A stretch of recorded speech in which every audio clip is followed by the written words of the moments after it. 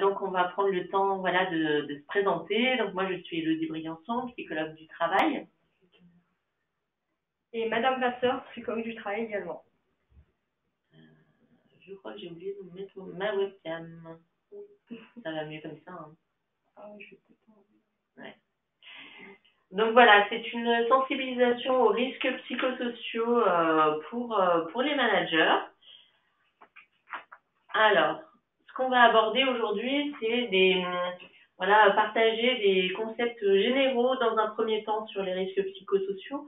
Déjà, qu'est-ce que le travail et quel est le lien entre santé et travail? Qu'est-ce qu'on entend par risques psychosociaux, hein, des éléments de définition et puis les principaux concepts derrière tout ça. Et puis, comment on intègre la prévention des risques psychosociaux dans son management. On va faire un focus sur le contexte actuel de crise sanitaire et qui dure dans le temps. Comment je me positionne en tant que manager face à ça. Et puis, comment j'accompagne un salarié en souffrance. Qu'est-ce que j'en fais de ces situations-là? Comment je m'adresse à lui, etc., etc. Donc, on va démarrer sur le lien entre santé et travail. Ce qui nous paraît pas forcément voilà, évident quand on parle de risques psychosociaux, mais finalement, les risques psychosociaux, c'est rien d'autre que du travail. C'est pas une thématique à part, hein. Voilà, donc finalement, se poser la question, qu'est-ce qui fait qu'on se lève pour aller travailler? Qu'est-ce qui nous motive à aller travailler? Alors, pourquoi on travaille? Quand on travaille, on produit quelque chose, que ce soit un objet, que ce soit un service, mais pas seulement. En fait, il y a beaucoup de choses qui se jouent dans le travail. Déjà, on fait un métier, on appartient à un collectif de travail, et ce qui va favoriser la santé au travail, c'est de se reconnaître dans ce qu'on fait et d'être reconnu pour ce qu'on fait. Et puis, c'est également trouver de la fierté à ce qu'on réalise. Ça veut dire pouvoir avoir le temps et les moyens de réaliser du travail de qualité et trouver du sens à son activité. Et finalement, on mobilise beaucoup de soi dans le travail. Vous mettez par exemple 2 salariés différents au même poste, chacun va apporter de soi. Il va apporter son histoire personnelle, son expérience professionnelle, il va apporter sa façon d'appréhender les problématiques, etc., etc. Donc, on mobilise beaucoup de nos personnalités et ça fait partie du travail finalement. On le sait bien, hein, un salarié qui est démotivé, et ben finalement, il va arrêter de donner de lui-même. Il va faire uniquement ce qui est demandé, et on se rend bien compte que c'est à ce moment-là que ça fonctionne plus, que ça grippe. Donc, quand ça fonctionne bien, ça va être facteur d'épanouissement au travail et d'accomplissement, et également donc de santé au travail. Ça va amener des salariés motivés, ça va les fidéliser, et puis ça va amener également un travail de meilleure qualité. Quand c'est plus compliqué, quand ça peut amener une situation de mal-être, voire des troubles psychosociaux qui peuvent amener assez rapidement un désinvestissement des salariés, davantage d'absentéisme, et puis une plus forte probabilité d'apparition de maladies professionnelles et d'accidents du travail. Donc finalement, on a tous intérêt, hein, qu'on soit employeur ou salarié, de faire ensemble du bon travail. Et finalement, ça profite à tous. Donc, comme finalement a évoqué ma collègue, c'est que le travail ne se réduit pas à des composantes physiques, hein, donc ce qui peut se voir, les gestes, la posture, la manutention, les déplacements, etc., ou à des modes opératoires, hein, qui sont standardisés et finalement visibles, hein, dans le travail au quotidien. Mais on doit prendre en compte aussi les composantes et à la fois cognitives, donc la prise d'information, le traitement de l'information, comment on interprète aussi les choses, hein, finalement en tant que salarié, par rapport à une direction, à un manager, et les composantes psychosociales, donc relationnelles, comportementales, affectives, etc. Donc voilà, on met en œuvre, le travail, c'est finalement mettre en œuvre ces 3 dimensions, hein, ces 3 composantes dans un système assez complexe. Voilà, pour répondre un petit peu à ma question initiale, pourquoi on va travailler. Le travail a un rôle important et une fonction psychologique propre, finalement. C'est-à-dire que ça va déjà d'une part avoir une fonction sociale, c'est-à-dire que ça nous donne une place dans la société. Souvent, quand on se présente, ben, on se définit par son nom, prénom, et puis par son métier, par ce qu'on fait, ou par l'entreprise pour laquelle on travaille. Donc finalement, ça nous donne une place dans la société, un sentiment d'utilité, l'impression de contribuer à quelque chose de commun. Et finalement, pour les personnes qui ne trouvent plus de sens à leur travail, bah, ça peut être franchement anxiogène, hein, d'avoir l'impression d'avoir un travail qui n'a pas de sens. Ça a aussi un rôle de socialisation, hein, finalement. On travaille avec et pour les autres, et ça participe à construire nos identités. C'est-à-dire qu'on va se sentir appartenir, que ce soit à un métier, à une équipe de travail, à une entreprise. Et ce sentiment d'appartenance, il va venir étayer notre identité professionnelle. Et finalement, ce qu'on va développer au travail de notre identité, parce que ce qu'on apprend au travail, ça va nous former, ça va nous transformer également. Et toutes ces expériences qu'on a au travail, ça va façonner une certaine représentation du monde, une certaine une façon de voir les choses, d'appréhender les problématiques. Et toutes ces expériences-là qu'on développe au travail, on va les ramener sur du temps perso et inversement. Ça va participer à nous construire finalement. Donc finalement, on a deux notions qui sont importantes à prendre en compte dans le travail. C'est la notion de travail prescrit, qui est finalement ce qu'on demande de faire, donc la tâche, et le travail réel, donc l'activité, ce que le salarié fait réellement. Donc on va voir que finalement le travail prescrit ne prend pas en compte l'intégralité du travail réel, étant donné qu'il y a des dysfonctionnements qui peuvent se rajouter, des difficultés, etc. Donc le salarié va mobiliser pour pouvoir effectuer finalement le travail prescrit qu'on lui a demandé. Il va prendre en compte à la fois de la régulation, en fait, des facteurs de régulation, son expérience également. Il va mobiliser son intelligence, forcément sur l'équipe qu'il y a à côté, sur le collectif. Enfin voilà, il va mobiliser tout ça pour pouvoir faire son travail, effectuer son travail.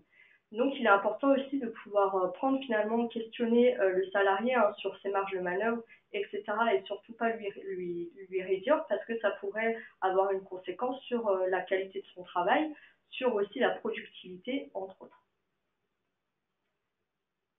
Donc finalement, pour arriver de la tâche à l'activité, le salarié mobilise, met en œuvre ses savoir-faire, mais aussi le collectif de travail, et prend en compte finalement des stratégies. Les stratégies, elles peuvent être finalement, c'est des moyens de régulation, hein. Ça peut lui permettre de pouvoir effectuer son travail, et qu'il y ait aussi du sens pour lui. Pour elle. Voilà, et finalement, c'est trouver un compromis intéressant entre ce qu'on aurait aimé faire dans l'idéal, la façon dont on aurait aimé travailler, et qui est pour nous un travail de qualité, qui est pour nous un petit peu le travail idéal, mais on sait bien que dans la réalité, on n'a pas toujours le temps, on n'a pas toujours les ressources pour faire ce qu'on voudrait faire. Et puis ce qu'on fait au final, parfois il y a cet écart-là, et qui peut être assez important.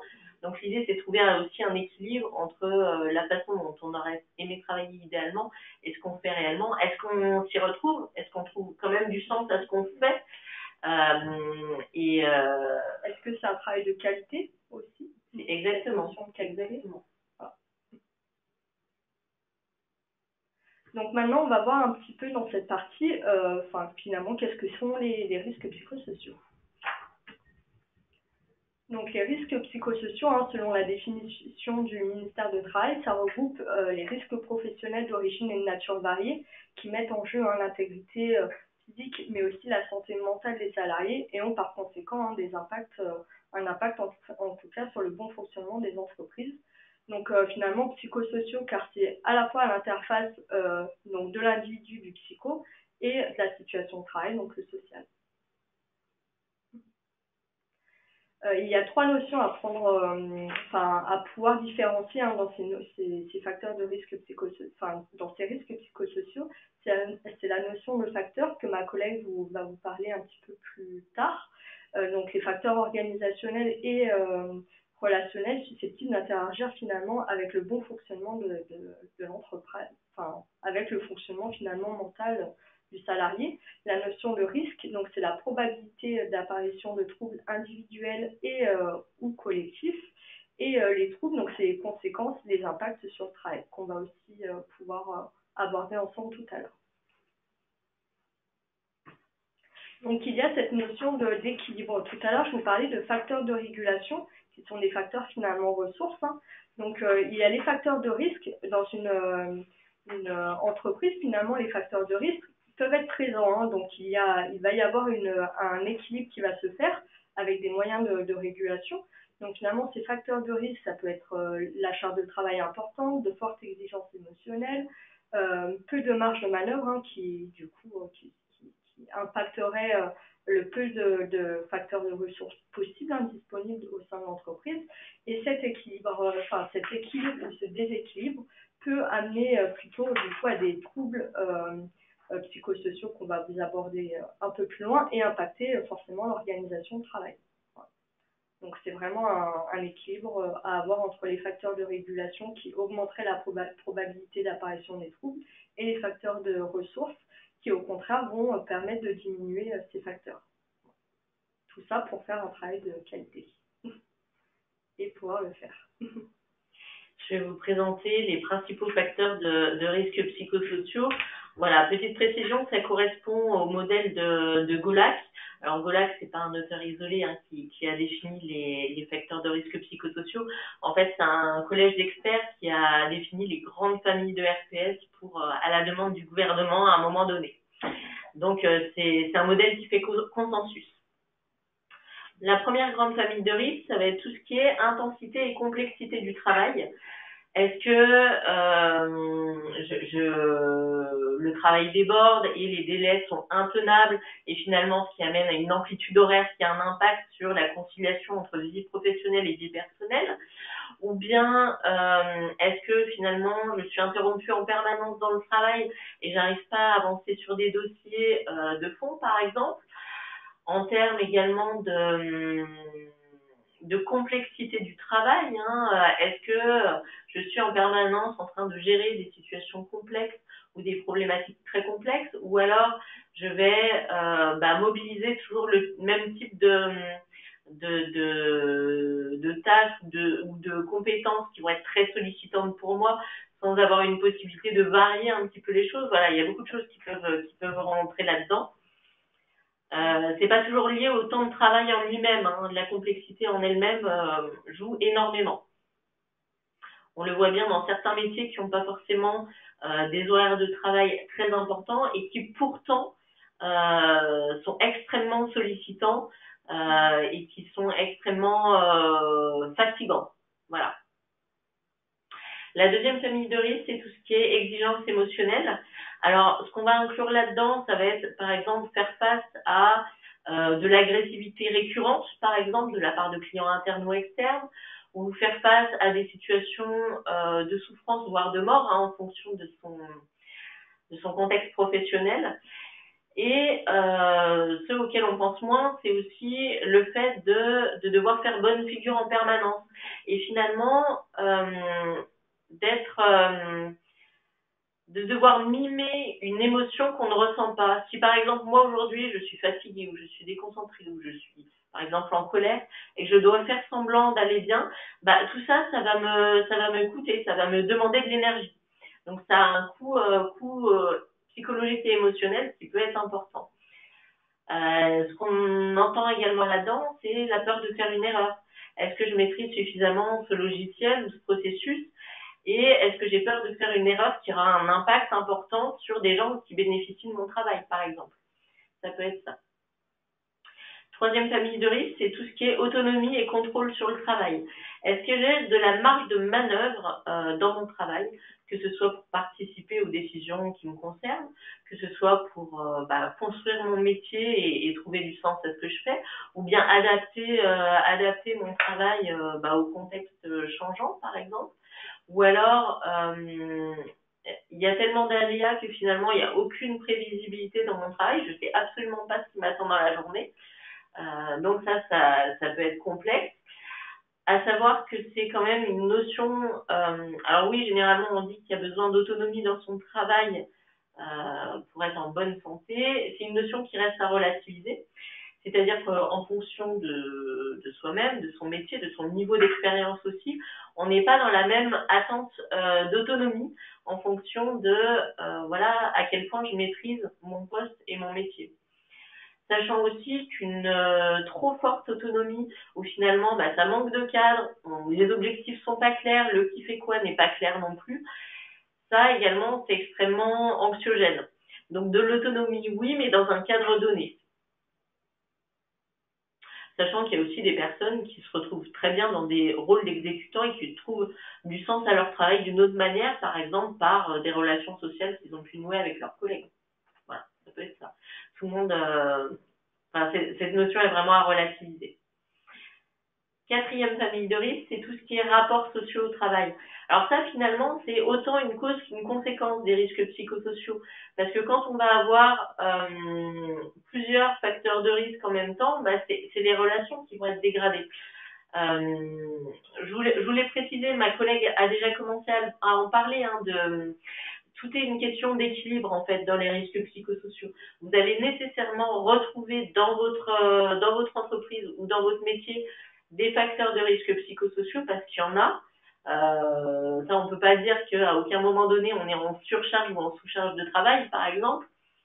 Après, tout est une question d'équilibre. Est-ce qu'il y a plus de facteurs de risque que de facteurs ressources qui vont venir contrebalancer des choses ou pas? Et c'est ça qui vont amener des situations soit de bien-être au travail ou également de mal-être.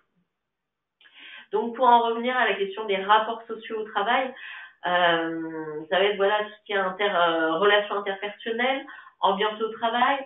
Est-ce qu'il y a de la confiance aussi qui est donnée entre managers, entre salariés au sein d'une équipe? Et puis, quel type de communication on a dans l'entreprise, qu'elle soit formelle ou informelle? Est-ce que je peux remonter en toute confiance les difficultés que je rencontre sur le terrain? Et quelle va être la réponse qui est donnée derrière? Est-ce que j'aurai le sentiment que ce sera pris en compte, etc., etc. Il y a beaucoup de choses qui rentrent là-dedans. Cinquième famille de risques, ça va être tout ce qui est conflit de valeurs. Est-ce que je me retrouve dans les valeurs qui sont portées par l'entreprise? Alors parfois dans les entreprises, on voit des valeurs qui sont idéales, on va dire, qui sont communiquées. Et puis finalement, quand on voit certaines actions, certaines prises de décision, il peut y avoir un petit décalage aussi. Et quand il y a des changements dans l'entreprise, parfois les valeurs évoluent aussi dans une entreprise et des salariés qui sont là depuis longtemps, ils peuvent se retrouver aussi en décalage et ça va être source de mal-être au travail. On a commencé à en parler tout à l'heure de cette notion essentielle qui est celle de qualité empêchée. Alors ça peut être ça peut paraître un peu jargonneux là comme ça, mais finalement la qualité empêchée, c'est est-ce que j'ai les moyens et les ressources de pouvoir réaliser du travail de qualité et qui fait sens pour moi. Pas forcément le travail idéal, mais en tout cas du travail qui est à la fois correctement réalisé et qui bénéficie aux personnes pour lesquelles je travaille. Quelque chose qui ait du sens finalement. Et puis, dernière famille de risques, c'est tout ce qui est insécurité de la situation de travail. Alors, il y a différentes dimensions là-dedans. Il y a d'une part l'insécurité socio-économique qui touche actuellement de nombreuses entreprises en contexte de crise sanitaire. Et puis, il y a également tout ce qui est conduite du changement. Suivant la façon dont un changement est mené, finalement, ça peut être source de mal-être au travail ou une ressource dans le travail. On le sait, le changement, ça amène ça peut amener des phases un petit peu difficiles hein, dans la vie des entreprises. Par contre, de la façon dont c'est accompagné, dont c'est réadapté, voilà, en fonction des retours terrain, et à quel moment, enfin à quel point on associe les salariés à la réflexion dans la conduite du changement et on communique avec eux, bah, finalement c'est ce qui permet de mieux vivre ces changements-là. Et puis il y a des changements enfin, qu'on ne maîtrise pas qui nous sont imposés et qui sont externes à nous aussi. Et quand on a des changements trop réguliers, trop récurrents, finalement, on peut se retrouver dans une situation où on sera jamais vraiment en maîtrise de son poste, de son outil de travail, ce qui peut être fortement insécurisant et ce qui va demander beaucoup d'énergie aux salariés à être déployés en continu. Parce que finalement, un changement qui arrive de manière régulière, mais où on a quand même un temps de réappropriation de son poste, c'est quelque chose finalement de plutôt positif qui permet de se réadapter à un contexte particulier ou de moderniser des façons de faire, par exemple. Voilà. Mais si c'est trop récurrent ou s'il y en a trop en même temps, ça peut être un petit peu lourd à porter. Voilà. Et puis, dernière dimension de l'insécurité de la situation de travail, c'est la question de la soutenabilité du travail. Est-ce que je me sens en capacité, à la fois physique, psychologique, hein, de faire mon métier ou de rester dans la même entreprise jusqu'à la retraite? Alors, on ne se pose pas la question de la même manière quand on est en fin de carrière ou en début de carrière. Et pour autant, en fait, on a beaucoup de jeunes diplômés qui arrivent dans le métier et qui découvrent la réalité du monde du travail et qui peuvent être un petit peu désillusionnés par rapport et notamment par rapport à des conflits de valeurs et des notions de qualité empêchées. Ah bah finalement c'est comme ça qu'on travaille. Il y a une phase un petit peu de deuil de ce travail idéal qui est à faire et parfois il y a des réorientations professionnelles parce qu'on ne se sent pas de travailler comme ça toute sa carrière. Là, se dire, je vais travailler 42 ou 45 ans ou je ne sais pas combien d'années de cette manière-là, c'est pas forcément toujours tenable. Et de la même manière, des personnes qui ont 50 ans, 55 ans, voire plus, qui sont finalement relativement éloignées de l'âge de la retraite, mais qui ne s'autorisent pas à chercher ailleurs parce que le contexte économique ne le favorise pas forcément non plus. Et finalement, on se dit, je vais serrer les dents, je vais tenir bon, je vais rester dans une situation finalement qui est plus qu'inconfortable, voilà, qui est insatisfaisante ou qui a un impact sur ma santé plutôt. Ça peut être compliqué à gérer également. Ça peut être un facteur de risque important. Donc finalement, dans les entreprises, cette réflexion sur la gestion des parcours, la gestion des compétences, sur la pénibilité, c'est un vrai enjeu de santé au travail. Donc finalement, hein, ces différents facteurs de risque psychosociaux, ça peut faire apparaître des effets assez néfastes sur la santé, des effets physiques. Merci, ce sera plus simple. Donc de la fatigue, ça peut être des douleurs, même au niveau du ventre, parce que forcément les nerfs peuvent faire apparaître des grosses douleurs au niveau du thorax, entre autres. Des troubles du sommeil, de l'appétit aussi. Venir la boule au ventre, c'est souvent ce qu'on peut entendre en entreprise quand on intervient pour du mal-être, entre autres. Ça peut faire aussi du coup des effets émotionnels, de la sensibilité, de l'irritabilité, de la nervosité, de l'angoisse, etc.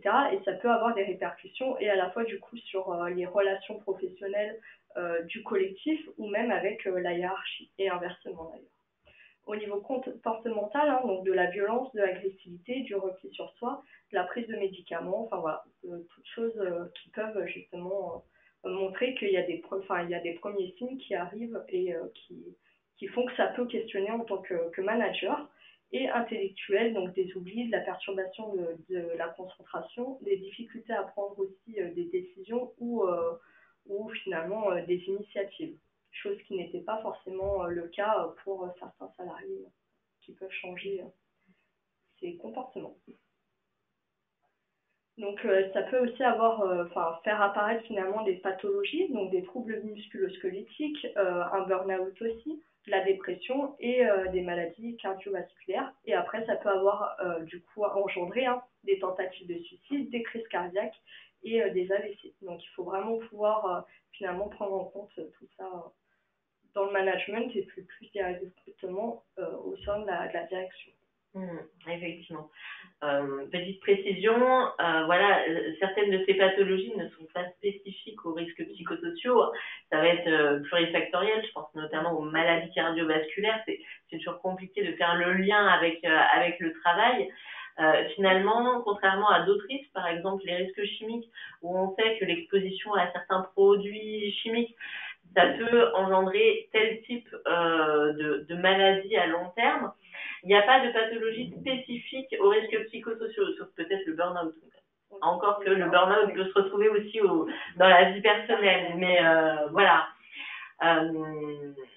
Donc après, ce qui peut vous alerter sur ce qu'on vous a évoqué en tant qu'effet sur la santé et sur les comportements finalement de vos salariés, c'est est-ce qu'il y a un changement de comportement de mes salariés? Est-ce que je vois qu'il va moins bien, etc., etc. Sachant que petite précision sur les troubles musculo-squelettiques, on sait que les TMS sont une des conséquences possibles des risques psychosociaux. Parce que dans les TMS, en fait, il y a deux grands types de facteurs. Il y a les facteurs biomécaniques. Donc, par exemple, s'il y a un port de charge lourde, s'il y a des mouvements répétitifs. Mais tout ça, ça va être accentué avec le vécu au travail. Par exemple, si je suis en situation de stress, forcément, ça va agir sur le niveau de cortisol et donc sur les articulations. On va plus facilement se crisper devant son PC quand on est sur un métier tertiaire, etc., etc. Donc finalement, les grands facteurs psychosociaux qu'on vous a présentés juste avant, ils peuvent aussi être liés à l'apparition de troubles physiques. Donc forcément, comme j'ai pu l'évoquer un petit peu plus tôt, ça va avoir des conséquences collectives qui dans le temps finalement vont avoir des impacts de plus en plus importantes. Donc ça peut commencer par de la gêne, du dérangement, comme notamment quand on a une charge finalement de travail assez élevée, on va être moins tolérant finalement avec ses collègues de travail pour l'aide, pour l'entraide, etc. Donc forcément moins disponible. Une remise en cause des habitudes du groupe. Donc forcément, on va comparer sa charge de travail avec l'autre et pour aller plus loin, avoir moins de solidarité, une logique d'évitement, donc éviter ses collègues, le choix d'équipier par rapport à sa manière de travailler notamment, et une baisse du seuil de tolérance. Donc on sera moins finalement dans le collectif et dans la cohésion d'équipe, mais plus sur de l'individualité des comportements. Effectivement, quand on a beaucoup de facteurs de risque psychosociaux qui vont être présents, on voit davantage d'isolement dans les équipes, mais aussi de l'apparition de conflits, parce que ce qui est tout à fait entre guillemets tolérable, acceptable de manière générale, de manière habituelle, et finalement en situation stressante, on va être beaucoup moins tolérant face aux collègues, ou beaucoup moins tolérant face aux collègues qui va être en difficulté. Quand il y a une forte charge de travail dans une équipe, comment on se la répartit, etc. Il y a beaucoup de conflits aussi qui portent sur finalement l'injustice, tout à fait, et comment on devrait réaliser le travail. Il y a beaucoup de conflits qui portent autour de ça. Donc les facteurs de risque psychosociaux que ma collègue a pu vous évoquer, ça peut avoir des conséquences très importantes d'un point de vue économique et social, donc des coûts directs comme notamment l'augmentation du taux de cotisation, l'aménagement du poste de travail, mais aussi des coûts indirects, gestion du remplacement du salarié, les écarts de productivité. Et c'est vrai que c'est finalement, on peut voir dans les pays développés, les coûts du stress et des risques psychosociaux, ça représente quand même 3 à 4% du PIB, ce qui n'est pas forcément rien et négligeable. Et selon l'INRS, donc l'Institut national de la recherche et de la sécurité, dit finalement qu'il y a 50 à 60% des journées de travail perdues qui sont liées finalement au mal-être, soit 10% à 20% entre les dépenses de la branche accident de travail, maladie professionnelle de la sécurité sociale. Donc ça représente d'un point de vue économique et social un coût assez important. Donc on peut voir que ces dysfonctionnements peuvent avoir, comme je l'ai dit, un impact sur les accidents de travail, les maladies professionnelles, la fatigue, l'usure, la démotivation, l'absentéisme et des maladies, la non-qualité qualité finalement, hein, comme on a pu l'évoquer, c'est quelque chose de très important parce que ça va amener, la qualité de travail amène à de la motivation, de l'implication des salariés. Donc forcément, quand il n'y en a pas ou quand il y a moins de sens, etc., ça peut avoir un impact directement sur la performance de l'entreprise, forcément les surcoûts, etc. Ça va avoir du coup une hausse du prix de revient. Ça peut avoir du coup, amener à de la baisse de la compétitivité, à des pertes des marchés et pouvoir peut-être jouer sur de la performance économique. Alors voilà, on a fait le point sur les différentes conséquences des risques psychosociaux. On voulait rentrer voilà, un petit peu dans certaines notions de RPS, de certains troubles psychosociaux. On va commencer par le stress. Alors, le stress, finalement, c'est une réponse physiologique adaptative face à une menace, à un enjeu ponctuel. En soi, c'est ni positif ni négatif, ça n'a pas de connotation, c'est une réponse de l'organisme face à un danger. C'est aussi lié à l'évolution, c'est ce qui nous a permis en tant qu'être humain de survivre à un moment donné. Donc voilà, finalement, quand on est en situation de stress, l'organisme va répondre, on va être dans une phase d'alarme qui va nous permettre de réagir rapidement avec une montée d'adrénaline voilà, qui va mobiliser toutes nos ressources. Là où ça va être vraiment compliqué, c'est pas forcément sur des situations de stress aigu ponctuelles, ça va être quand ça dure dans le temps et qu'on va avoir du stress chronique finalement, parce que ça va user beaucoup de nos ressources. Alors, la définition de l'état de stress, finalement, ça va être le déséquilibre entre, d'une part, quand on met dans la balance la perception que la personne a des contraintes de son environnement, et d'autre part, la perception qu'elle a de ses ressources, que ce soit ses ressources individuelles ou les ressources données par l'entreprise, en moyens, en temps, etc., en formation, etc. Quand on est en situation de stress, c'est quand il y a un déséquilibre. C'est-à-dire qu'on a l'impression qu'on n'a pas les ressources pour gérer cette situation-là. Alors, il y a plusieurs façons d'agir face à une situation de stress. L'individu va réagir et va mettre en place des stratégies pour s'adapter à une situation de stress. Certaines vont être adaptées, d'autres non. Finalement, quand on cherche à agir sur la situation stressante, ça va être une des stratégies les plus efficaces. Pour autant, on n'a pas toujours de marge de manœuvre là-dessus. On peut aussi augmenter ses ressources à soi. Bien manger, bien dormir, faire du sport, etc. Mais ça va atteindre très rapidement ses limites parce que nos ressources, elles sont pas illimitées et la situation de stress, elle est toujours telle qu'elle est. Et puis, il y a des personnes aussi qui vont avoir des stratégies, on va dire, qui sont inadaptées face à la situation de stress. Voilà, on dit ça dans un non-jugement, c'est quelque chose qui n'est pas nécessairement conscient, mais voilà, il y a des personnes qui vont être dans la fuite, dans l'évitement face à ces situations. On sait bien qu'elle va revenir d'une façon ou d'une autre. D'autres qui vont avoir recours aux addictions, par exemple, pour tenir dans cette situation-là. Et on le sait que depuis le début de la crise sanitaire, il y a un recours beaucoup plus important aux addictions qu'avant. Donc c'est un impact réel, cette situation-là. Et puis, ce qui va être compliqué aussi, c'est quand on est dans un stress qui va être subi, des choses qui nous sont imposées, et qui va être un petit peu cumulatif. Voilà, on va avoir du stress qui arrive de plusieurs endroits en même temps, et ça va être compliqué de gérer. Alors, le stress positif, en soi, ça n'existe pas. C'est-à-dire que si on reprend la définition du stress, quand on est en situation de déséquilibre, entre la perception qu'on a des contraintes et la perception qu'on a des ressources, forcément, il va falloir agir sur quelque chose. On est en situation de stress. Là où les gens nous disent généralement que c'est quelque chose qui va les motiver, c'est pas forcément du stress. Ça, c'est un élément de vocable, mais en fait, on parlera plutôt de stimulation au travail.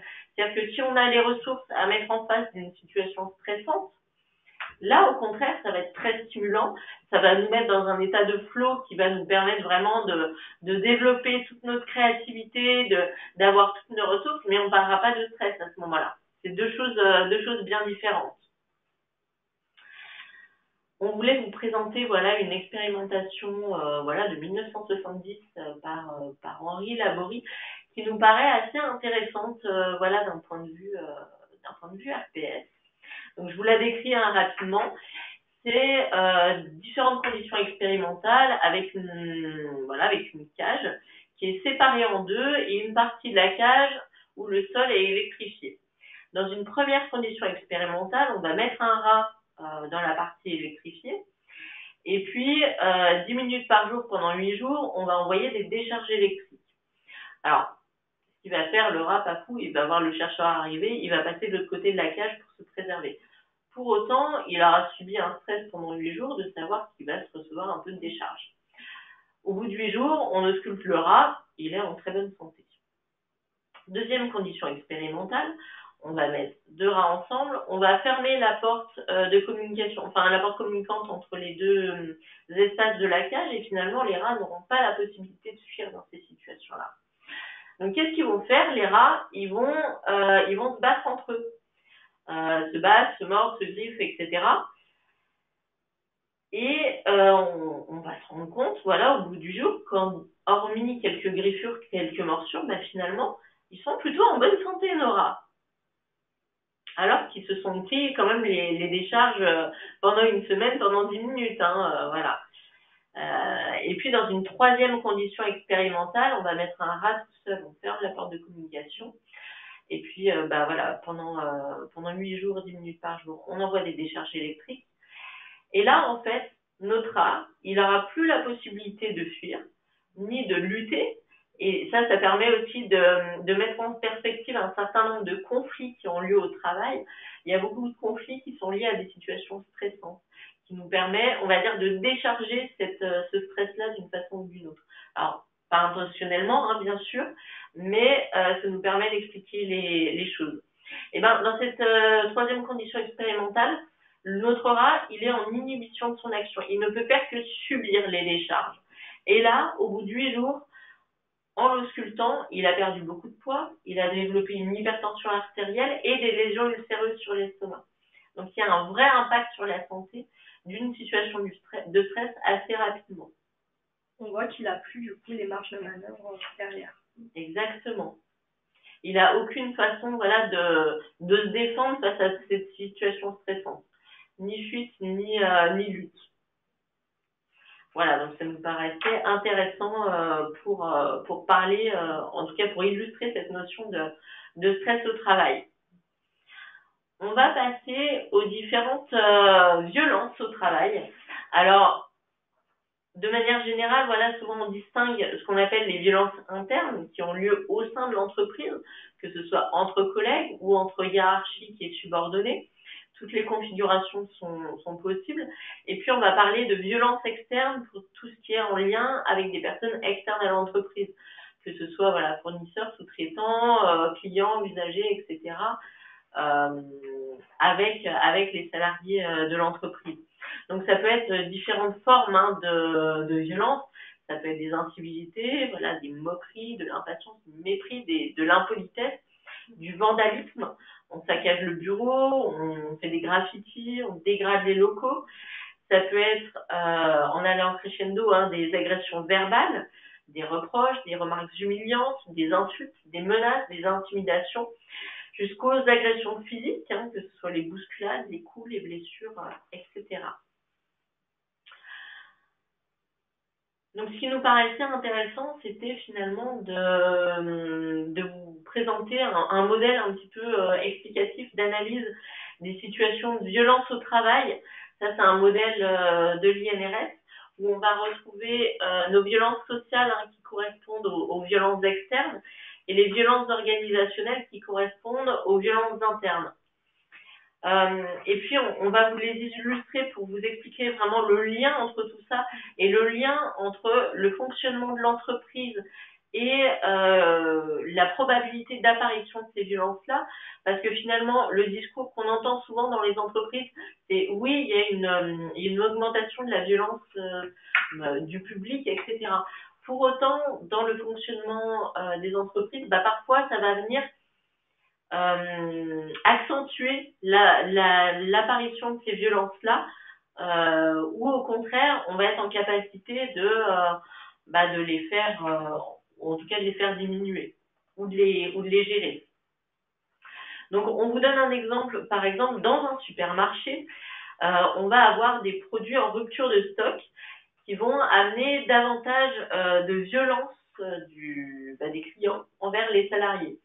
On prend par exemple l'exemple, j'ai dit beaucoup de fois exemple, c'est pas grave.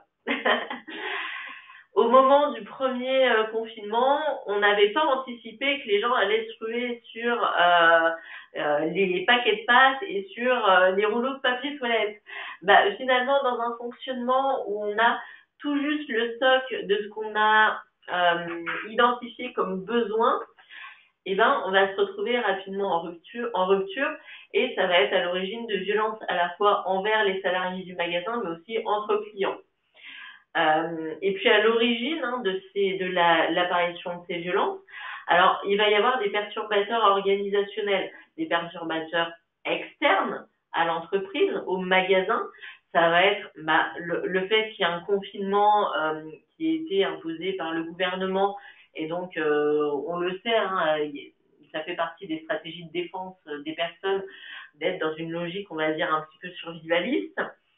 Et puis des perturbateurs organisationnels qui vont être internes à l'entreprise, du fait que finalement on fonctionne sur avec la juste quantité prévisible et prévue. Ce qui peut amener une instabilité des règles, parce que on va avoir une rupture de la chaîne du dépôt, des dérives de fonctionnement, et puis ça peut amener des impacts importants sur les relations entre salariés et managers. Donc, on va retrouver nos conflits interpersonnels, des sentiments de mal-être et puis des comportements déviants. Parce que finalement, pour se préserver soi en tant que salarié du supermarché d'un certain nombre de violences, on va être obligé de mentir aux clients sur quand est-ce qu'on va recevoir ces nouveaux produits, pour se préserver, pour se protéger. Donc finalement, on se rend compte qu'il y a un certain nombre de violences sur lesquelles on pourrait agir. Et quand on regarde en termes de prévention de la violence au travail, il y a un certain nombre d'aspects sur lesquels on peut agir. Déjà, en analysant systématiquement les situations de violence vécues au travail, ça suppose de les remonter. Dans certains milieux professionnels, il y a des violences qui sont tellement récurrentes qu'elles peuvent être parfois banalisées, où on a l'impression qu'on n'a pas de prise sur elles. Pour certaines, c'est vrai. Pour d'autres, on peut, en les analysant, identifier ce qu'on pourrait faire. Et puis en donnant certains leviers, certains axes de prévention, que ce soit dans l'organisation, identifier dans notre fonctionnement comment on pourrait réduire l'apparition de ces violences. Dans la conception aussi des lieux de travail, est-ce que nos accueils peuvent limiter un certain nombre de violences? Il y a beaucoup de réflexions, on va dire, ergonomiques sur les locaux. On pense aux banques d'accueil, mais on pense aussi quand on reçoit du public est-ce que finalement j'ai une porte de secours, une issue de secours pour le salarié, de la façon dont les locaux sont conçus, etc. Il y a beaucoup de réflexions autour de ça. En termes de signalétique aussi des locaux, qui permettent de rassurer le public accueilli et lui donner suffisamment d'informations pour diminuer l'apparition d'un certain nombre de violences. Et puis en termes d'information aux clients sur des changements de fonctionnement, sur des ruptures de stock, sur je ne sais quoi d'autre. De formation aussi des salariés à gérer l'agressivité, à gérer un certain nombre de choses, d'outiller finalement les personnes. Et puis un troisième volet, c'est la prise en charge des salariés. À la fois la prise en charge médico-psychologique. Est-ce que on sait qu'on peut faire appel aux médecins du travail ou aux services de santé au travail dans ce type de situation? Rappeler l'importance de la visite à la demande du salarié, qui n'est pas connue de l'employeur, mais tous les salariés peuvent les solliciter. Ou bien vous, en tant que manager, vous pouvez aussi, pour un salarié qui a vécu une situation de violence, faire une demande de visite auprès du médecin du travail. Également, il y a tout ce qui est, et c'est très important, il y a le soutien des collègues et du manager dans ces situations-là. On le sait, le fait qu'un manager soit en capacité de répondre directement à une situation de violence externe, même si on vient apporter exactement le même discours que le salarié, ça participe à réduire un certain nombre de violences parce qu'il y a la légitimité du responsable, finalement, derrière, on le sait. Et le fait que la violence subie, qu'elle soit interne ou externe, peu importe, soit reconnue par la hiérarchie, finalement, ça a une part importante dans le vécu des salariés. Parce que nous, on le voit bien quand on intervient dans des situations, des situations de violence, des situations, par exemple, du braquage ou des choses comme ça.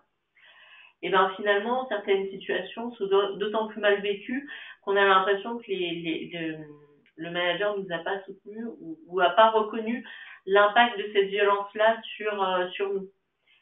Donc ça, c'est extrêmement important. Et puis, s'il y a une violence qui est subie, c'est accompagner le salarié à porter plainte si ça a lieu, mais aussi soi-même en tant qu'entreprise porter plainte s'il y a des dégâts matériels, mais aussi pour les salariés. Voilà, qui est double dépôt de plainte, c'est extrêmement important. Par la suite, pour le salarié et pour son maintien dans l'emploi. Et puis, il y a tout ce qui est accompagnement. Alors, il y a les démarches juridiques, le dépôt de plainte, mais aussi l'accompagnement vers des démarches, on va dire, sociales, auprès des assistantes sociales, des choses. Voilà, pouvoir avoir en tout cas des moyens à disposition des salariés pour les accompagner dans ces situations-là. Et si on veut agir en prévention des violences au travail, il faut pouvoir agir sur l'ensemble de ces volets-là. Voilà, je pourrais rester longtemps mais bon, l'heure tourne. On va passer un petit peu au harcèlement moral. Alors, on a fait le choix de ne pas parler du harcèlement sexuel qui est encore autre chose. On va parler de harcèlement moral qui est en soi une des violences au travail. Voilà, il y a des violences internes qui peuvent être du harcèlement. Alors, du harcèlement moral, ça va être globalement un agissement répétitif. On va vraiment avoir cet élément de répétitivité quand on parle de harcèlement. Quand on est sur un fait isolé, on ne parlera pas nécessairement de harcèlement. Voilà. Sachant que moi, je vais vous parler de vécu de harcèlement moral ou de harcèlement moral présumé, parce qu'on est sur une notion juridique et seul un juge peut statuer sur est-ce qu'il y a harcèlement ou pas. Pour qu'il y ait harcèlement, il faut qu'il y ait à la fois comportement méprisant, atteinte dégradante et déni de reconnaissance du travail. Et ce qui va avoir un impact et des conséquences à la fois sur les individus, mais aussi au niveau de l'entreprise plus globalement. Ma collègue Orlane vous en a pas mal parlé tout à l'heure, donc je reviendrai pas là-dessus. Et pour autant, dans cette notion de harcèlement, c'est un peu plus complexe que ce qu'on peut entendre généralement. C'est très différent finalement en général, on s'imagine qu'il y a d'un côté un bourreau, de l'autre côté une victime. De notre expérience, on voit des situations beaucoup plus complexes.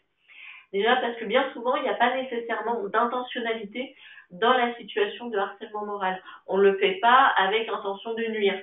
Ce qui ne veut pas dire ce qui excuse pas la situation de harcèlement. Mais bien souvent, les personnes qui sont accusées de harcèlement moral, elles sont tout aussi en mal-être que les autres. Donc c'est un peu plus complexe que ça. C'est pas nécessairement d'un manager envers son salarié, toutes les configurations sont possibles, comme pour les autres situations de violence. Et puis à un moment donné, on pensait que c'était quelque chose de l'ordre du pathologique, que c'était de la part de pervers narcissiques. Et pas nécessairement. Des pervers narcissiques, il y en a dans les entreprises parce qu'il y en a dans la société, mais finalement, ça va représenter 1%, 2% de la population générale. Et puis finalement, quand il y a des pervers narcissiques, il n'y a pas grand-chose à faire. Dans la plupart des situations de harcèlement moral, finalement, c'est bien plus complexe que ça. Et c'est pas parce que la personne qui le perpétue a une pathologie bien spécifique. C'est beaucoup plus complexe que ça. voilà, je vais en rester là sur cette notion de harcèlement moral parce que c'est très complexe à accompagner et il y a beaucoup de choses à mettre en place. Voilà. Donc on va parler du dernier trouble qu'on a voulu évoquer aujourd'hui, c'est le burn-out, qui est un syndrome d'épuisement physique, émotionnel et mental qui résulte finalement d'un investissement prolongé dans les situations de travail exigeant sur le plan émotionnel. Donc comme ma collègue vous a dit, l'environnement professionnel et aussi les conditions de travail peuvent finalement amener à du stress, donc il y a des stresseurs comme la charge de travail, une augmentation de la charge de travail, mais aussi l'absence de contrôle, donc forcément un cadre finalement qui est peu clair. Tout ça peut avoir un impact du coup et faire un épuisement émotionnel qui est une première réaction à ces stresseurs. Cet épuisement émotionnel peut amener soit à de la dépersonnalisation, donc une indifférence et un détachement au monde environnant et dans les relations à l'autre. Finalement, ça, c'est un comportement assez défensif qu'on peut retrouver dans le burn-out, ou ce qui peut lui amener du coup à de la baisse du sentiment d'accomplissement personnel. Mais on peut passer aussi de l'épuisement émotionnel à de la baisse du sentiment d'accomplissement personnel, donc un sentiment d'incompétence, la perte de l'estime de soi, etc. Voilà. On n'est pas obligé de passer par de la dépersonnalisation. Parce qu'effectivement, voilà, ce sentiment de non-accomplissement, finalement, on est tellement vidé de toutes ces ressources qu'on n'est plus en capacité de mobiliser ses compétences et les choses qu'on savait très bien faire avant, et ben en fait, on s'écroule d'un coup et on n'est plus en capacité de le faire. Et ce qui amène à une faible estime de soi parce qu'on ne comprend pas pourquoi d'un coup d'un seul on s'écroule et on n'y arrive plus.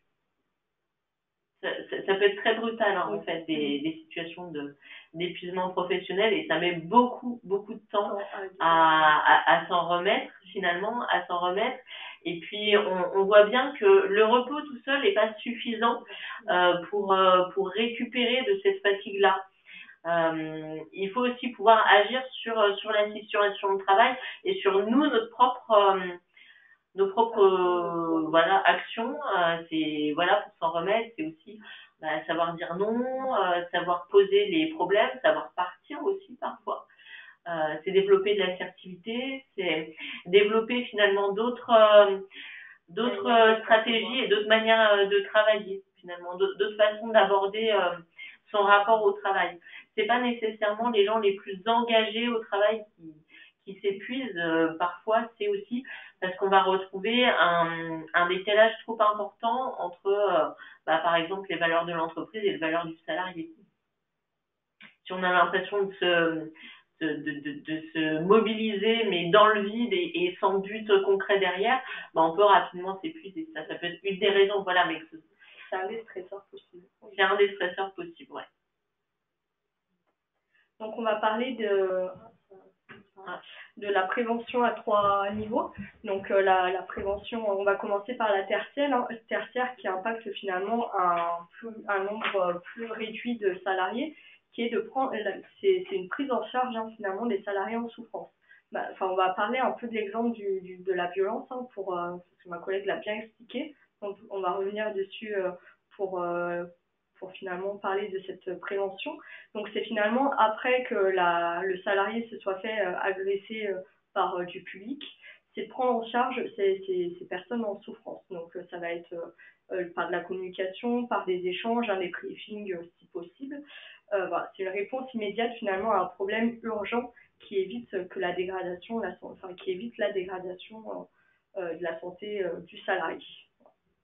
Donc il y a la prévention secondaire qui est de renforcer finalement la capacité des individus ou des collectifs à faire face à des situations génératrices de RTS. Donc là on va impacter un plus grand nombre finalement de salariés. Elle permet de manière efficace d'aider les salariés à s'adapter aux contraintes à court terme. Par contre c'est pas quelque chose, c'est pas la prévention qui va impacter dans le temps à long terme. C'est-à-dire qu'on va peut-être, la prévention secondaire, on va pouvoir faire de la sensibilisation, des formations, notamment sur la gestion des conflits externes, voire même internes, parce qu'on a des perceptions, des manières de voir notamment le travail qui qui peuvent être différentes. Donc voilà, on va vraiment aider à accompagner finalement les salariés à pouvoir soit reconnaître bah, une personne qui peut potentiellement passer à de la violence et à du contact physique, ou enfin voilà, gérer ces situations problématiques. Et la prévention primaire, donc ça va impacter l'organisation, donc l'ensemble des salariés, hein. Donc on agit là sur des facteurs de risque au niveau organisationnel et collectif. Donc ça va être finalement des changements de logiciels, ça va passer aussi par de la conception de liens de lieux, excusez-moi, pour éviter l'agressivité entre autres, hein. Donc ça va être les sas de sécurité pour éviter d'avoir trop de monde dans une même salle, enfin voilà, entre autres. Donc ça permet l'amélioration finalement durable, hein, donc dans le temps, c'est celle qui est la plus efficace des conditions de travail et de l'organisation. Oui, et puis si notre organisation finalement est à l'origine d'un certain nombre d'insatisfactions clients, c'est aussi pouvoir agir dessus, hein, voilà, dans cet exemple-là. Donc là, on va parler de finalement, hein, dans son management, comment on peut intégrer la prévention des risques psychosociaux. Donc tout d'abord, c'était important d'évoquer votre place, hein, en tant que manager dans l'organisation.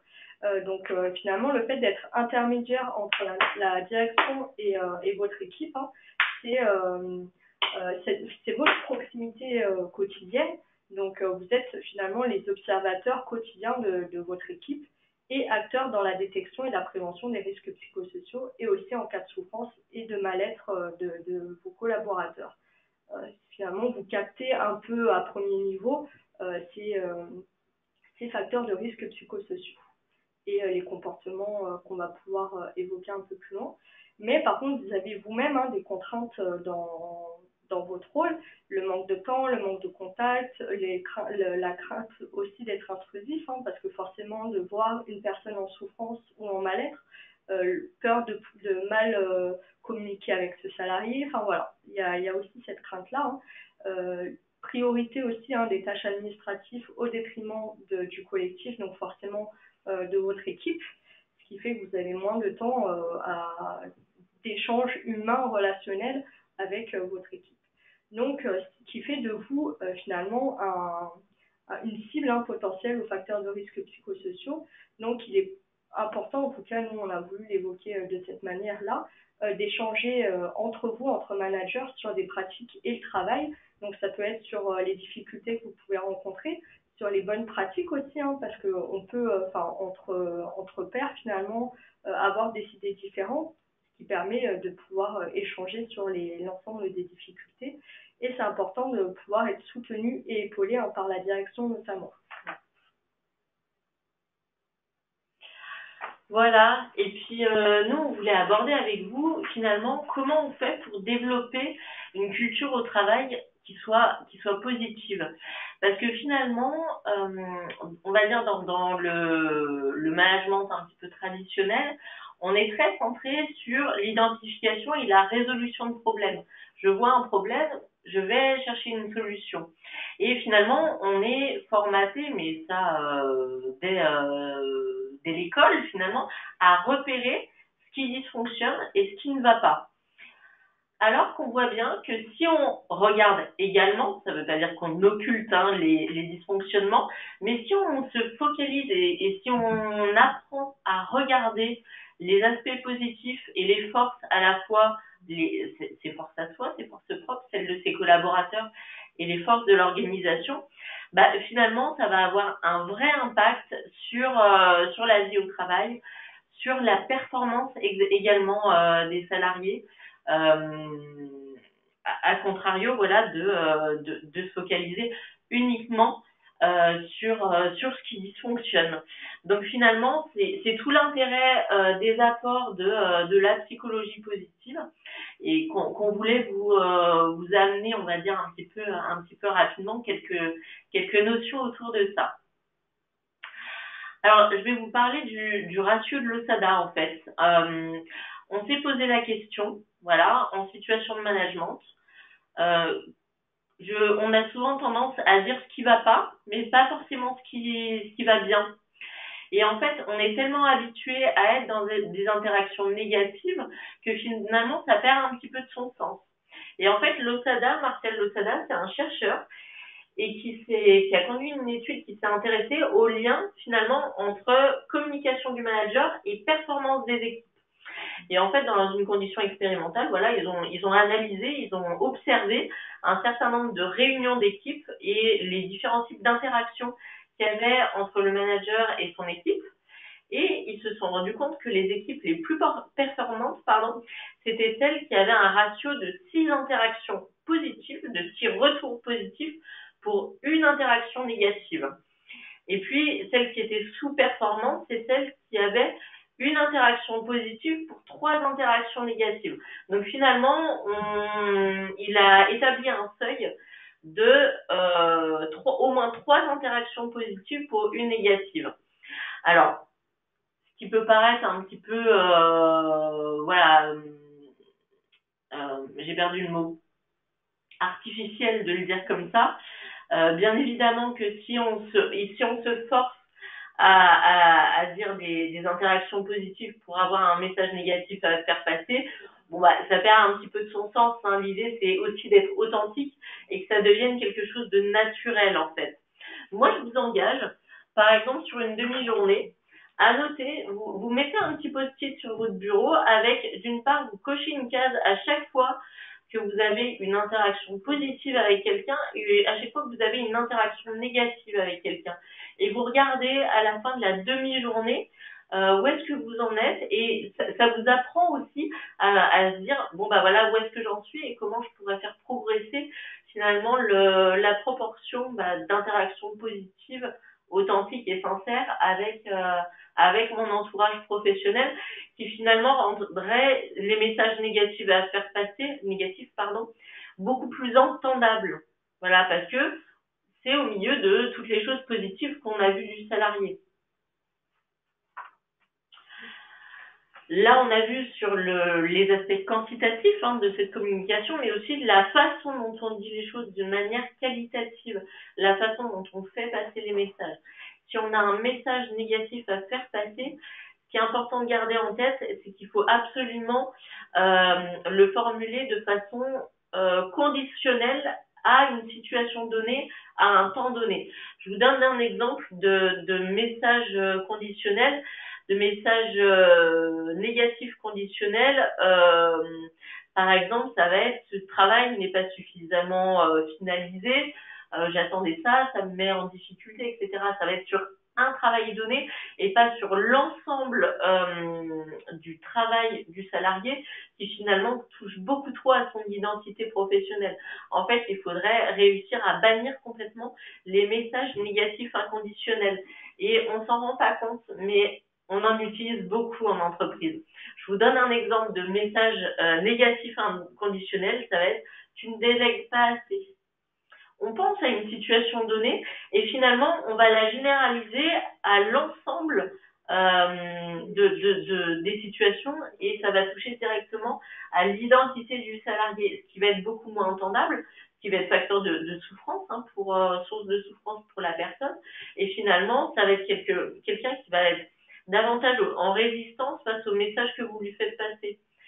Donc, en fait, ça va être négatif pour tout le monde parce que vous n'aurez pas réussi à faire passer votre message et en même temps, vous aurez blessé votre salarié qui sera en situation de souffrance, ce qui va amener une rupture de confiance entre vous et finalement, ça va être quelque chose qui va être compliqué de reconstruire dans le temps.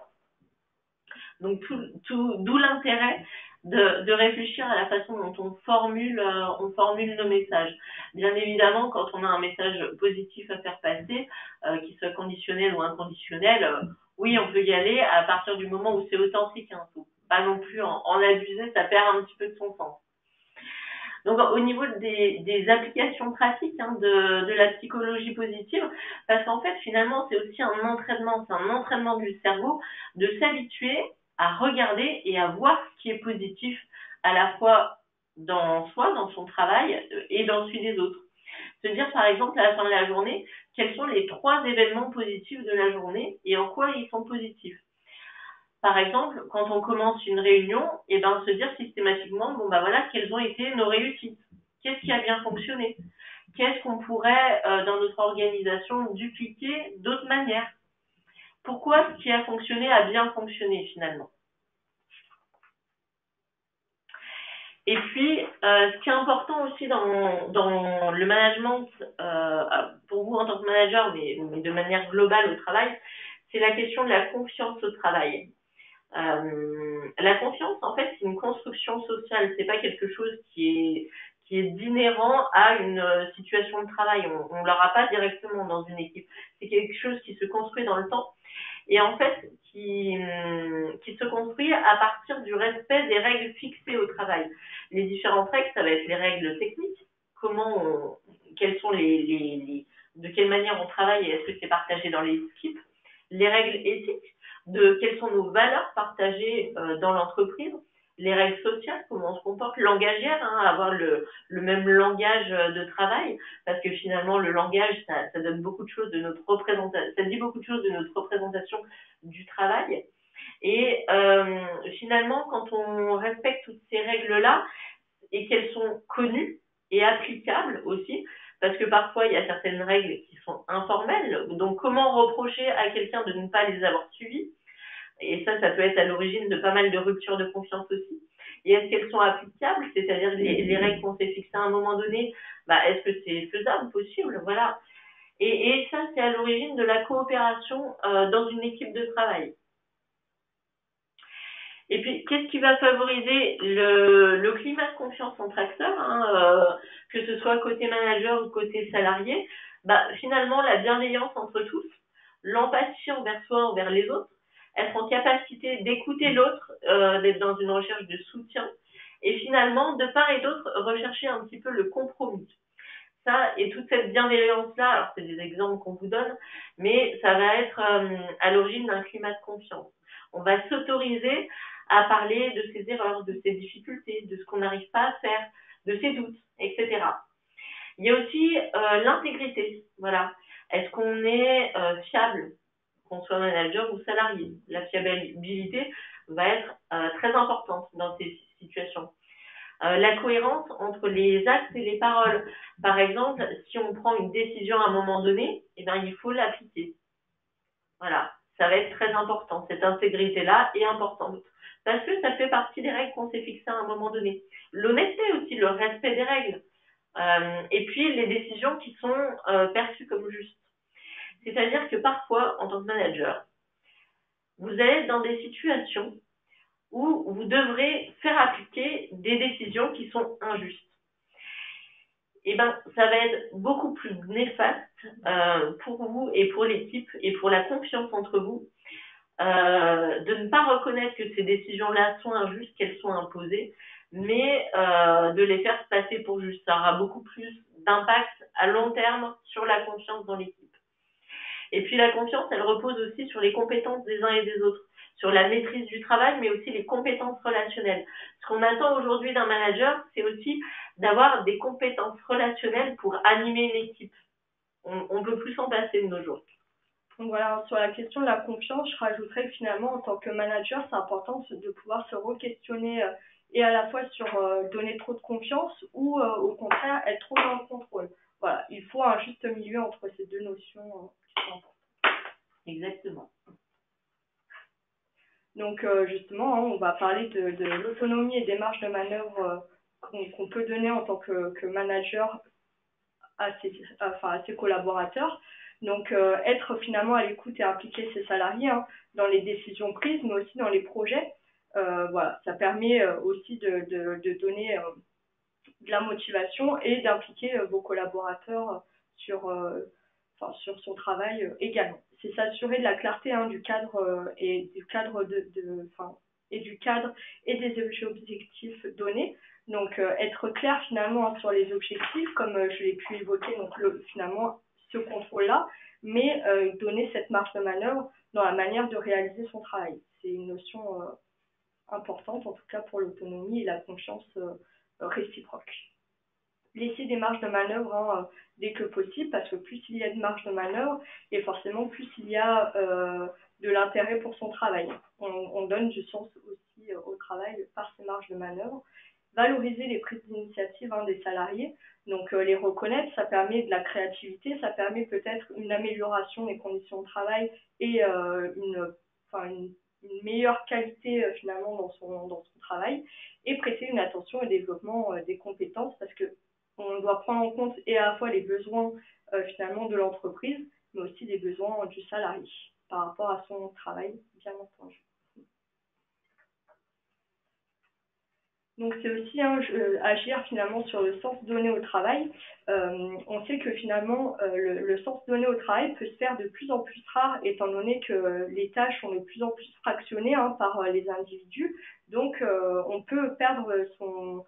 Tout à l'heure on parlait d'utilité, du sentiment d'utilité. Là, on le voit vraiment dans ce sens donné au travail. Donc, c'est important de pouvoir communiquer et expliquer sur les objectifs qu'on peut donner aux collaborateurs. Voilà, pourquoi elles sont données, dans quel objectif global il fait ce travail-là. C'est impliquer dès que possible encore les salariés dans les projets et les décisions. Échanger sur les représentations du travail de qualité, parce qu'on sait que déjà entre salariés on peut ne pas avoir les mêmes représentations du travail de qualité, et finalement avoir une perception que la quantité est beaucoup plus importante, donc la productivité est beaucoup plus importante que le travail de qualité. Et ça va aussi de même entre managers et subordonnés. Donc c'est vraiment important de pouvoir voir finalement qu'est-ce que le travail de qualité chez vos salariés, pour pouvoir réguler les difficultés, les frustrations, entre autres, comme ma collègue a pu vous le dire, dans la notion de confiance, et donner les moyens de faire un travail de qualité. C'est des leviers au final qui vont permettre de donner de la motivation, mais permettre aussi de la cohésion d'équipe, de l'implication, entre autres. Donc là, on va faire un focus un peu plus approfondi sur le contexte actuel.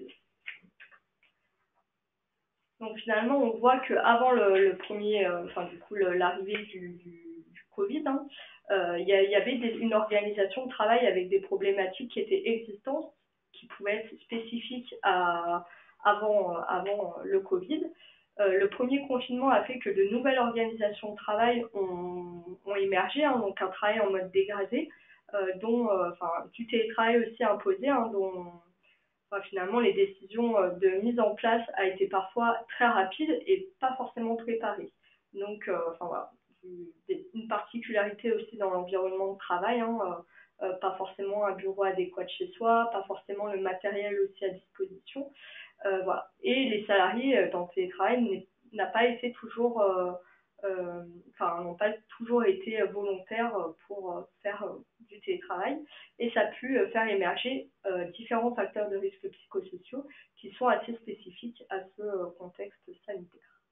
Et aujourd'hui, le rôle des entreprises, c'est finalement de pérenniser les nouvelles formes d'organisation dans le but d'améliorer les conditions de travail, mais aussi de diminuer ces facteurs de risque psychosociaux. Donc voilà, les premiers confinements, on peut le savoir tous, je dirais, c'est source et à la fin d'épuisement professionnel, mais aussi personnel. Les enjeux, donc il y a des enjeux forts économiques des entreprises pour relancer leur activité depuis ce premier confinement. Donc faut être vigilant aussi à la santé des salariés et adapter cette situation de travail en mode dégradé et à un fonctionnement finalement ressources pour la santé. Donc on va aborder les 6 facteurs de risque psychosociaux que ma collègue a pu vous évoquer de manière large, de manière globale.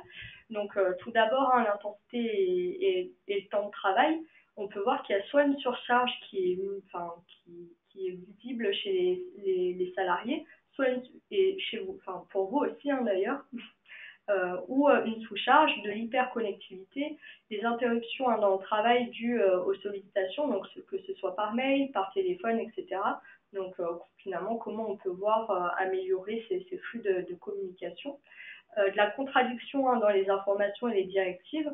Donc voilà, forcément, on est beaucoup plus loin du travail quand on est notamment en télétravail.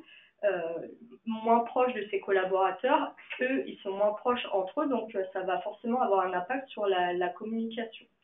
Les exigences émotionnelles, donc le travail en contact avec le public, hein, à la souffrance, à la maladie, à la mort, peur au travail, etc. Ça peut aussi amener, enfin je l'évoquerai un petit peu après, dans les rapports sociaux finalement à de la violence. Donc comment on communique sur les nouvelles manières de travailler, hein, avec le public qu'on reçoit. Donc ça va être notamment via de nouveaux horaires, des délais, etc. Donc la manière de pouvoir communiquer face à eux pour qu'il y ait moins de violence pour les salariés. C'est aussi l'autonomie. Donc finalement, le télétravail peut amener à un contexte peu cadrant ou au contraire trop de contrôle. Donc on revient aux notions de contrôle, contrôle et autonomie, enfin et confiance, excusez-moi. Voilà, de la part du manager. Donc les rapports sociaux, hein, au travail, des tensions entre salariés, parce qu'il y a certains salariés qui peuvent être en télétravail, d'autres qui vont rester sur place, hein, finalement dans les locaux de l'entreprise, et d'autres qui vont être en chômage partiel. Donc finalement, il peut y avoir un sentiment d'injustice et d'iniquité. Donc on pourra vraiment échanger entre ça pour pas finalement impacter la cohésion d'équipe et le collectif de travail. Donc communiquer davantage sur ça. De la perte de lien social et un isolement, hein, qui est très important quand on passe à des situations type dégradées comme ça a été le cas dès le premier confinement, et un décalage entre les attentes collaborateurs-managers. Les valeurs essence au travail, hein, donc le sentiment d'inutilité, un sentiment de ne pas finalement faire d'effectuer un travail considéré comme de qualité et des conflits éthiques. Donc vraiment important de pouvoir échanger finalement sur ces notions de qualité au travail. Et la sécurité, donc on peut avoir une inquiétude de perdre finalement de la rémunération, mais aussi son travail ou une situation générale finalement de l'entreprise. Donc bien communiquer sur la pérennité de l'entreprise par rapport à son travail. Voilà, on voulait faire un focus sur le télétravail parce que, alors, toutes les entreprises ne sont pas en télétravail, hein, il y en a qui continuent en présentiel depuis le début ou qui ont repris complètement en présentiel. Et pour autant, depuis le premier confinement, il y a beaucoup d'entreprises qui ont mis en place le télétravail un petit peu au pied levé, qui ont réajusté leur organisation au fur et à mesure des allers-retours, des dysfonctionnements repérés. Et finalement, cette situation de télétravail, elle dure depuis un petit moment. Et puis, on voulait vous donner quelques conseils sur une situation qui est durable. Alors, tout le monde ne le vit pas bien. Certains vont avoir un sentiment d'isolement en télétravail. D'autres, au contraire, vont y trouver un petit peu leur compte. Ils vont y trouver des bénéfices directs ou indirects à cette situation de télétravail. Et le vrai challenge, ce sera au moment de les accompagner au retour en présentiel en entreprise. Donc sur la question du télétravail, sur un télétravail qui dure depuis longtemps, ça peut être facile d'être démotivé, de se démobiliser finalement en étant à domicile, même si on a aménagé un bureau, même si on a aménagé un espace. C'est important de continuer de faire des points réguliers pour ajuster sa charge de travail et puis de pouvoir détecter le plus tôt possible toute augmentation du temps de travail qui peut être une vraie alerte pour vous parce que finalement on ne travaille pas de la même manière en télétravail qu'en présentiel, de pouvoir adapter en temps réel les objectifs. Et puis être vigilance soit sur la sursollicitation, soit sur l'isolement des salariés. Être vigilant par rapport à son positionnement aussi de manager, être suffisamment soutenant par rapport aux salariés. On le voit très bien depuis le premier confinement, ceux qui ont le mieux vécu cette situation soit de confinement, soit de télétravail, finalement, c'est ceux qui ont eu le plus de liens avec leur manager. Voilà. Mais être vigilant dans la façon dont on joue nos liens. Voilà, c'est une question de confiance réciproque. Si on a l'impression que notre manager est là pour être dans le contrôle de ce qu'on fait, finalement, même si le contrôle de l'activité peut être légitime, hein, mais le surcontrôle, en tout cas, peut être mal vécu. Être clair sur les attentes des uns et des autres, finalement, et faire des ajustements face au retour d'expérience. Parfois, on peut aussi avoir l'excès inverse où finalement, vu que le télétravail, là, c'est quelque chose qui est moins visible, ce qu'on fait est moins visible, on va être en permanence connecté pour être sûr qu'on voit bien qu'on travaille et être en permanence à travailler, ce qui n'est pas tenable sur la durée, finalement. Et puis dans une même entreprise, on peut avoir des gens en télétravail, que ce soit à temps complet, sur quelques jours par semaine, et des gens en présentiel. Et finalement, comment on travaille sur la cohésion, soit d'une équipe qui est entièrement en télétravail, ou soit voilà, de personnes qui ne se croisent pas, parce que c'est aussi les restrictions et les gestes barrières qui font qu'il y a un vrai risque d'isolement, même en présentiel, des salariés. Donc c'est important de travailler sur la comparaison mutuelle entre les salariés, écouter leur vécu, expliquer les décisions et les façons de faire, parfois revenir dessus, et puis redéfinir aussi collectivement la façon de travailler, réajuster en permanence en fonction de l'évolution de la situation finalement. C'est ce qui permet de limiter ce sentiment d'inéquité dans l'équipe et de trouver un consensus sur comment on fonctionne dans l'équipe. Parce que finalement, les règles qui ont été partagées à un moment donné, est-ce qu'elles sont toujours d'actualité? Est-ce qu'on peut en rediscuter? Etc., etc. Et puis, travailler sur l'isolement du salarié, faire des points réguliers avec lui.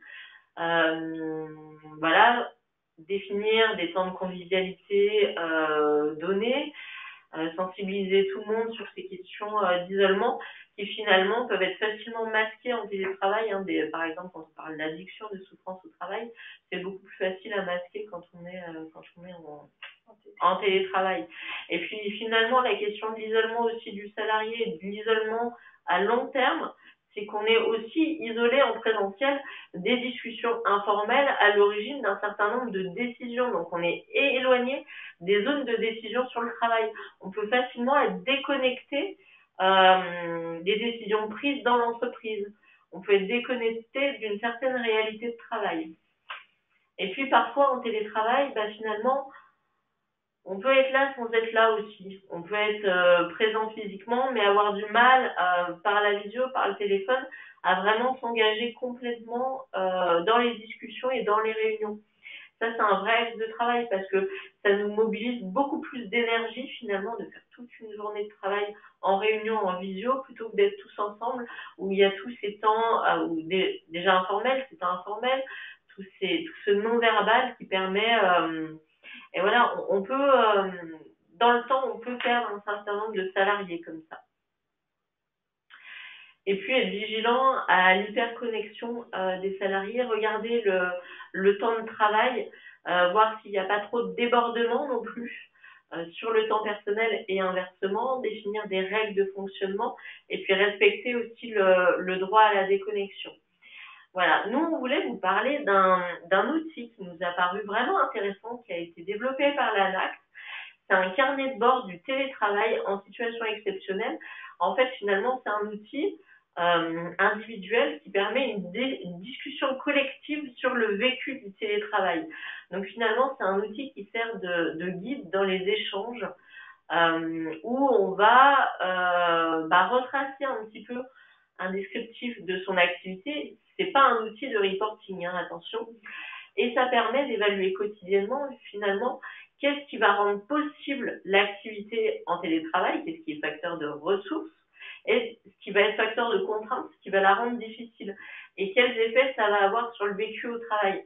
Et ça peut servir vraiment de base de discussion, que ce soit entre managers et salariés, ou bien dans les réunions d'équipe, pour identifier des pistes d'amélioration de ces situations de télétravail qui durent dans le temps et qui est parfois bien vécu, parfois non. Voilà, donc on vous a mis le lien pour retrouver cet outil-là.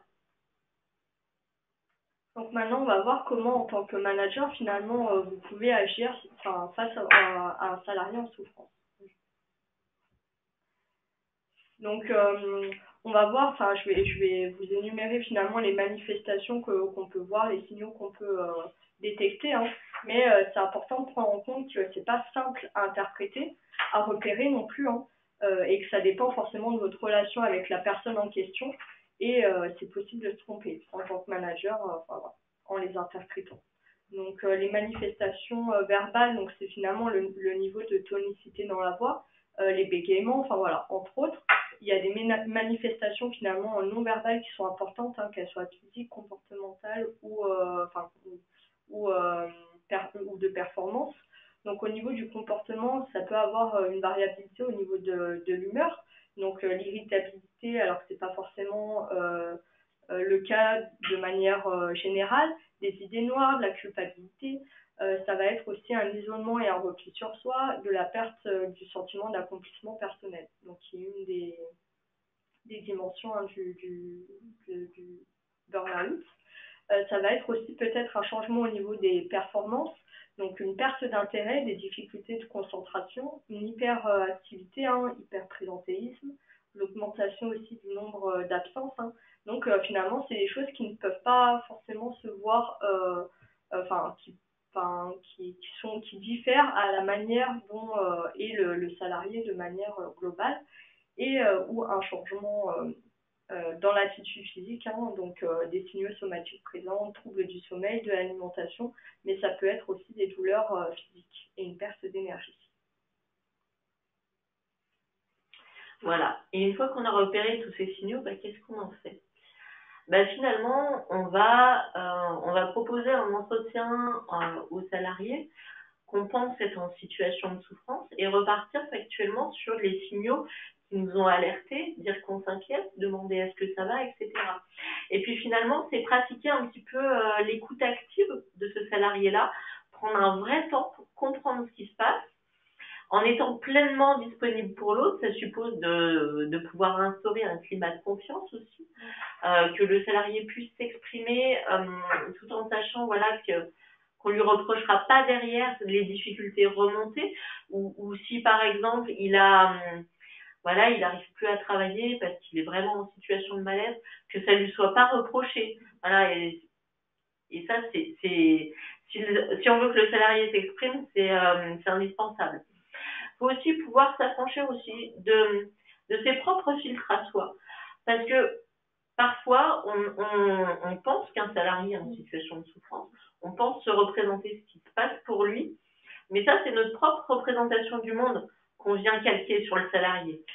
C'est aussi s'ouvrir à une autre possibilité, à d'autres hypothèses, de se dire finalement qu'est-ce qui se passe pour toi, et je ne pense pas avoir compris tout ce qui t'arrive, donc je te laisse la parole. C'est aussi pouvoir laisser parler la parole jusqu'au bout sans l'interrompre, pas être immédiatement dans la recherche de solutions, même si c'est tentant. C'est vraiment aller jusqu'au bout, parce que parfois il n'y a pas grand chose à faire, parfois juste la personne a besoin de se déverser, d'avoir un espace pour se déverser, et parfois on a des choses à faire, des choses à mettre en place en tant que manager, ou alors solliciter d'autres acteurs pour agir là-dessus. Mais il faut vraiment laisser la personne dire tout ce qu'elle a à dire avant de l'interrompre. Parce qu'il y a toujours un temps aussi où parfois c'est un peu compliqué pour le salarié d'être suffisamment en confiance, de se sentir suffisamment écouté pour dire explicitement ce qui se passe pour lui. Il peut y avoir de la gêne, il peut y avoir une crainte des conséquences, il peut y avoir... faut laisser un peu de temps en fait. Reformuler ce qu'on a compris du vécu de l'autre pour être sûr d'avoir bien compris ce qui se passe pour lui, et puis agir sur quand il y a des choses à faire, agir là-dessus, et être au clair aussi avec son rôle de manager. Il peut y avoir de la confiance avec ses salariés, mais bien rester dans un rôle de manager. Parfois vos salariés, et c'est bien normal et ça arrive à tout le monde, vont vivre des crises personnelles, des événements de vie qui vont les toucher, les atteindre. Et l'idée, c'est de bien rester dans un rôle de manager et pas être sur un management affectif, être dans l'empathie, effectivement, par rapport à ce qui se passe pour le salarié. Mais le rôle de manager, c'est pas d'agir sur sa situation personnelle. C'est de mettre en place dans le travail les conditions pour qu'il puisse continuer à travailler sereinement ou pas. Voilà, c'est adapter un petit peu les conditions. C'est pas s'immiscer dans sa situation personnelle. Et cette posture-là, il faut vraiment être au clair avec ça. Et puis, c'est aussi ne pas porter seul soi en tant que manager toutes les difficultés possibles et imaginables. On n'est pas tout seul à gérer ces situations de souffrance.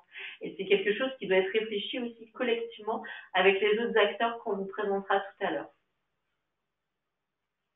Donc finalement, il y a deux cas qui sont possibles, hein. Donc en cas de mal-être du salarié notamment, c'est écouter attentivement, hein, reconnaître finalement la difficulté ou les difficultés que le salarié peut avoir et ne pas normaliser cette souffrance ou ce mal-être. C'est important, hein, dans la verbalisation, comme ma collègue a pu l'évoquer.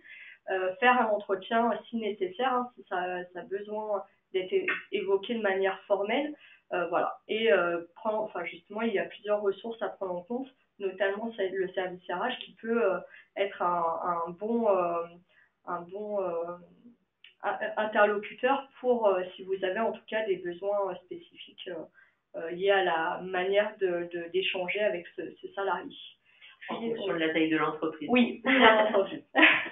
C'est à prendre en compte. Puis, du coup, orienter le salarié en fonction des difficultés rencontrées. Et en cas de danger, hein, donc c'est appeler finalement le service RH pour savoir s'il y a des choses à faire, le service de santé au travail, au besoin, et à défaut, le numéro 15. Le service de santé au travail, ma collègue a pu l'évoquer tout à l'heure, mais en fait, voilà, le salarié a le droit aussi à une visite en cas de besoin, hein, et c'est notamment par rapport à ça, on l'avait évoqué dans la violence au travail. Ce sont des visites qui ne sont pas immédiates par rapport au service de santé au travail. Donc, s'il y a danger immédiat, vous appelez voilà, le 15. Voilà.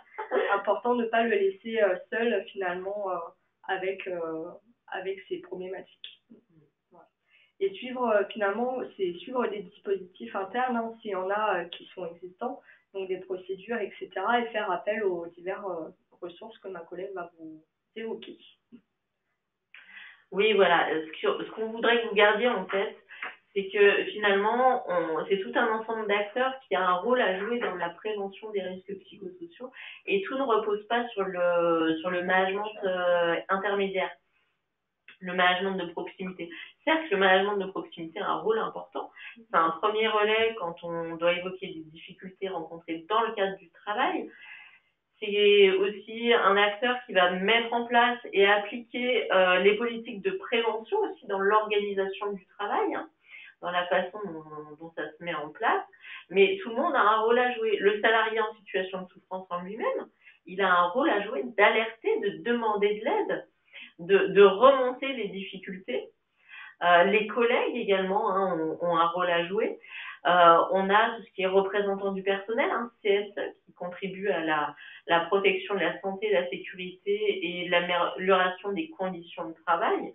Donc, tout salarié qui va constater une cause de danger peut prévenir un membre du CSE qui pourra à son tour alerter, hein. Donc, ce sont des acteurs qui participent à l'analyse des risques et qui proposent des actions de prévention. Ah, je suis allée trop loin, je pensais qu'il y avait une autre diapo. On a évoqué le service RH, hein, bien évidemment, en fonction de la taille de votre entreprise. C'est également un premier relais, hein, quand on vit des difficultés au travail. Les services RH, en tout cas dans les entreprises un peu plus importantes, ont un rôle à jouer dans la mise en œuvre des politiques de prévention dans l'organisation du travail, et ça va être le partenaire aussi du médecin du travail dans certaines démarches de maintien, hein. On pense à du maintien dans l'emploi, du handicap, etc. Donc c'est également un acteur du dialogue social, hein, comme les membres du CES également. Le service de santé au travail, bien évidemment, hein, voilà, qu'on est dans un service autonome ou qu'on soit dans un service interentreprise comme le nôtre. On a pour mission de conseiller l'employeur et les salariés dans la mise en œuvre de mesures de prévention finalement et d'accompagner là-dessus. Il y a un suivi médical aussi des salariés, alors qu'il est de plus en plus espacé parce que l'évolution de la réglementation et la pénurie médicale va dans ce sens-là, finalement, où on travaille davantage en pluridisciplinarité aujourd'hui, hein. Si on fait une visite médicale aujourd'hui, on peut très bien rencontrer le médecin du travail, comme un infirmier, comme un interne, voilà. On peut rencontrer différents acteurs en fonction du type de visite. Voilà. Ce qui est important de rappeler aussi, c'est que le médecin du travail, c'est un acteur qui est là pour vous conseiller, que ce soit dans des situations individuelles de souffrance au travail ou collectives, qui peut aussi vous alerter, hein, parce qu'il y a un certain nombre de choses qui remontent dans les consultations et qui peuvent, le médecin du travail peut tout à fait vous alerter sur une situation qui n'aurait pas été encore visible du point de vue du travail, et c'est son rôle. Il y a également, alors on l'a pas noté, mais d'autres acteurs, hein, comme l'inspection du travail, comme le médecin généraliste, hein, voilà, qui a un rôle également de soutien psychologique de ces patients qui sont parfois aussi des salariés. Voilà, et le lien entre médecin généraliste et médecin du travail peut parfois se faire pour vraiment échanger sur le travail. Le médecin du travail qui, lui, connaîtra le fonctionnement de l'entreprise et finalement qui pourra faire le lien entre la situation de santé du salarié et le fonctionnement de l'entreprise et comment on peut mettre en place des choses ou des aménagements pour maintenir le salarié en emploi, par exemple. Ça va être de cet ordre-là. Puis il y a sans doute d'autres acteurs que j'oublie, mais voilà, gardez en tête qu'il y a des acteurs internes et externes à l'entreprise sur lesquels vous pouvez vous appuyer et qui ont un vrai rôle. Voilà, en tant que manager, vous n'êtes pas tout seul pour gérer ces situations-là. Voilà, on arrive à la fin de ce webinaire, donc qui a démarré beaucoup plus tard que prévu à cause de problématiques techniques, mais bon, je connais pas un seul webinaire où il n'y en ait pas. Voilà, donc je vous remercie de nous avoir suivis jusqu'au bout. Je vous souhaite une très bonne journée et puis à bientôt. À bientôt. Au revoir.